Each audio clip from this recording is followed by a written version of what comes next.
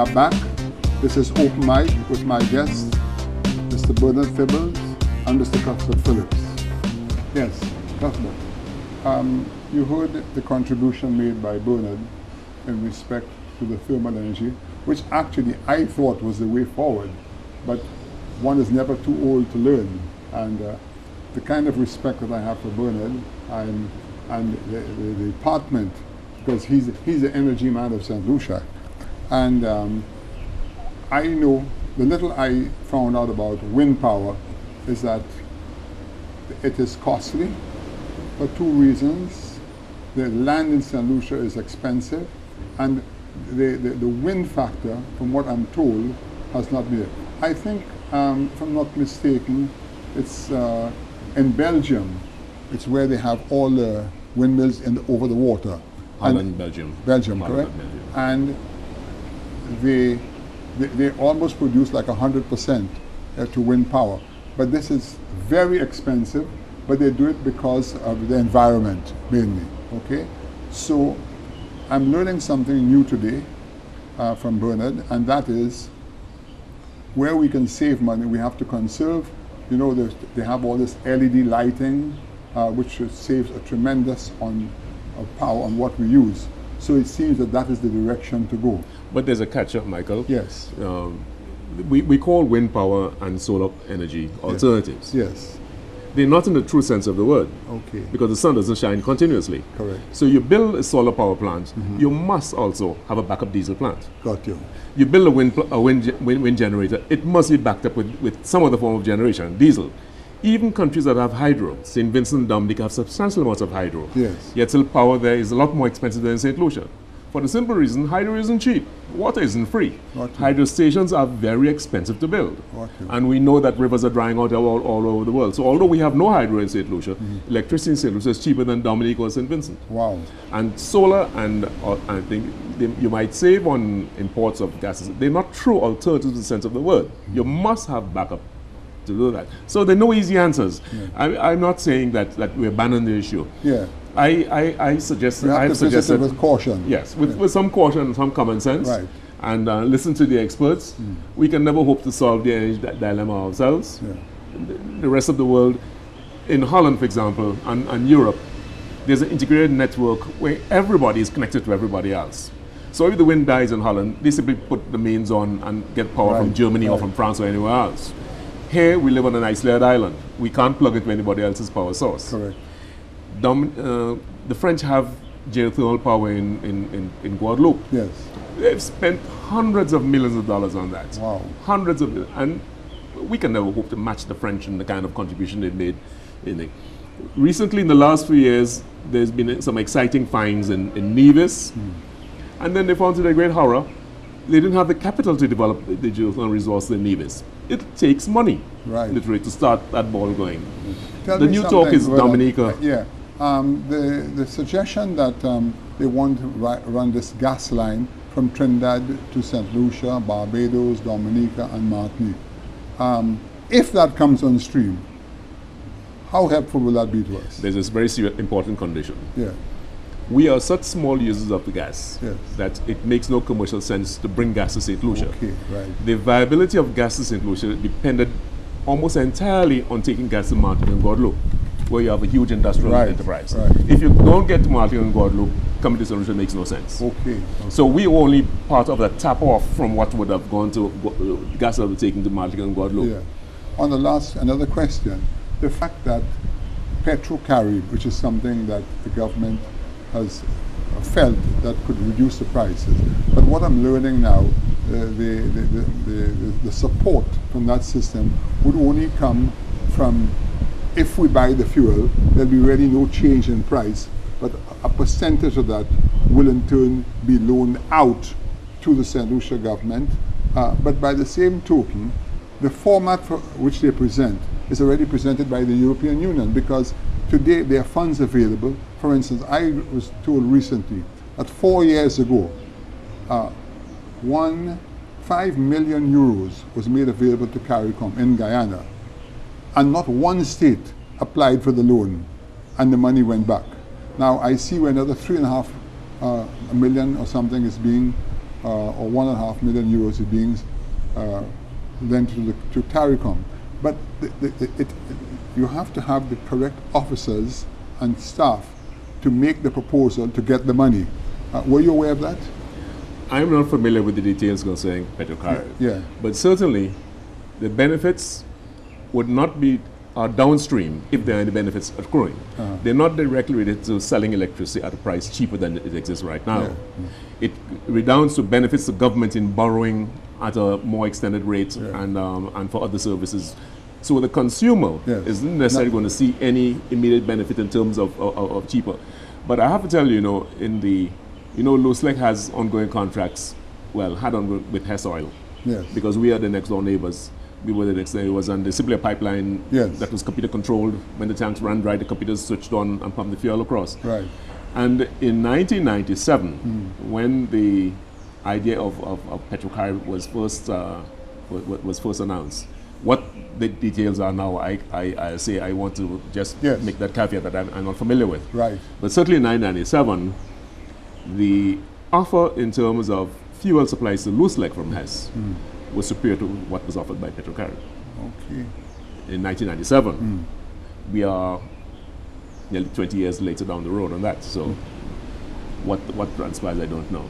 But we had a pretty good deal with Hess. Yeah. And importantly, what was a huge advantage, Luslec didn't store any fuel, or very little fuel. It was Normally there. you just run a pipeline. So you don't have that cash out. So you don't buy, didn't buy huge stocks. You take as you use. Even now, Luslec probably keeps about a week, 2 weeks fuel. Normally you probably want to have at least 10 weeks, a month, 2 months, maybe 3 months of fuel correct. stock. You never can tell. So we had that huge saving of not buying stock and leave it idle in our Now, tanks. Hess has been taken over by Buckeye. There are not too many changes in the whole, as far as you know. As far as I know, not too many changes immediately. What will come down the road is anybody's guess, obviously. So, Cuthbert, back to you. Well, as you said, with electricity and the prices not going, one of the things we look at in the field of agriculture, especially in the rural areas, is like the solar, is like even biogas and these things for generating of electricity. So the farmer, and in a lot of these agricultural organizations in rural areas now, you will see how the farmer can cut down that bill, because in some areas the electricity can even reach him, as you can see. So what is going on? I thought we had 100% cover in situation of electricity. No, there are some areas, as you say, But what is happening is a question of cost. As you say, the price would not go down. So and you remember one time Parry used to come in with that, and I see that you were going into it maybe for your own domestic use. So the question is, and I knew even one time a one-time Minister of Agriculture, where he lived in that area, he had his solar panels, for which, he got his information, he got his electricity and all. So I think in a number of areas, in the agricultural basic areas, they're looking at how best you can either save, if it's coming from your mainstream electricity, or your byproducts generating for you the electricity. Because you remember at one time they said even with the pigs, right, you'd have your biodigester, you'd have the gas for your cooking, and you'd also be able to maybe generate electricity with this. But again, as I say, in these hard times, you have to see which is in your best interest. Here's an interesting idea. Cost. Here's an interesting idea. I lived in Trinidad for 4 or 5 months at a clinic in 2008, 2009, or thereabouts. And I had an awful lot of spare time to myself. And I wrote letters to people all over the place, all over the world. I wrote the University of Queensland on a project I read about. And they sent me their full research details, which I have since passed on to authorities here, which they were making ethanol from bananas.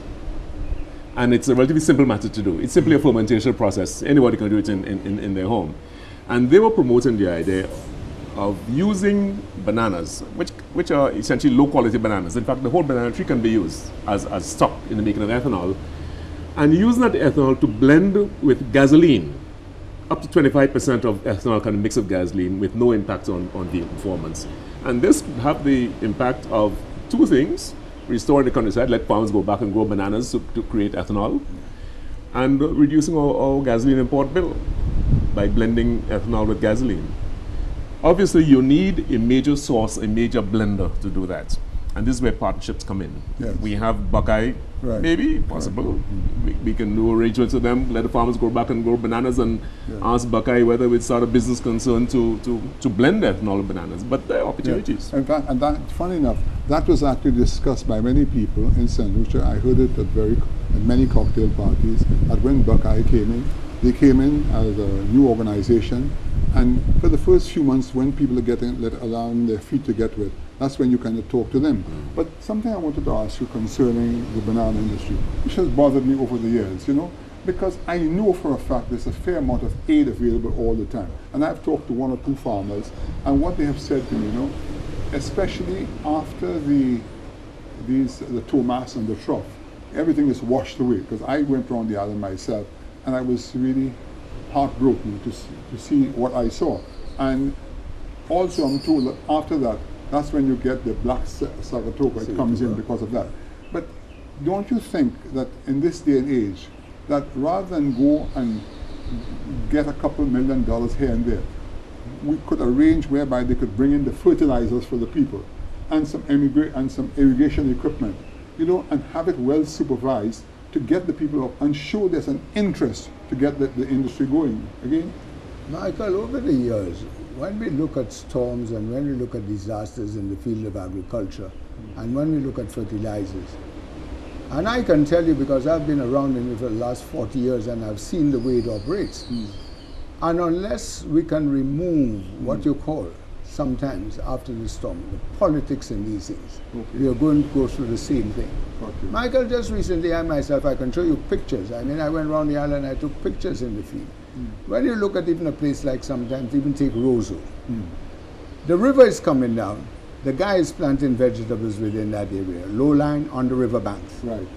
What has actually happened is that over the years, we have not protected the river banks. Houses are being built in the river banks. Pig pens are in the river bank. All kinds of things in the river bank. And the guy is planting almost near the river bank. Right. Because the soil is fertile. Right. The rains come, washes away everything. You get aid. And you're giving him money to reposition himself in the same area. Right. I am not saying in time for you. Have you seen what happened recently in the UK with all the floodings? Now, I have consistently said that unless we can desilt our rivers, because from what I'm told, the riverbed has risen as a result of all the siltation. In the UK today, can you imagine, Mr. Cameron has called in people from Holland and the United States to advise the United Kingdom, a country, what you call a first world country, to help him desilt his rivers. And there's one farm, 26,000 acres underwater, okay?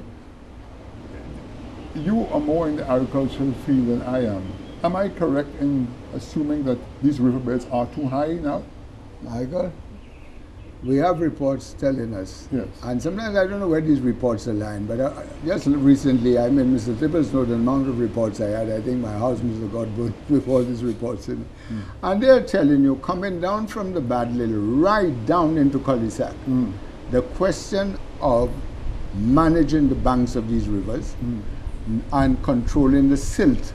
They were said that you establish a certain number of silt traps because farmers were planting bananas up in the hillside, and when it rained, a lot of that silt was entering the rivers. So you would build a certain number of silt traps coming all the way. Right. You would establish the river banks whereby certain trees, we had meetings upon meetings of that, all along the river banks, so that after a time, even if the silt came in, you had enough space to desilt the silt traps coming down. And your water would flow clearly, nicely, and you would not even bring in that amount of silt that you bring through Cul-de-sac and Bexon, these areas. Makes a lot of sense. But there have been reports on it, but nothing actually happened in that. We must take a break, and we'll be back.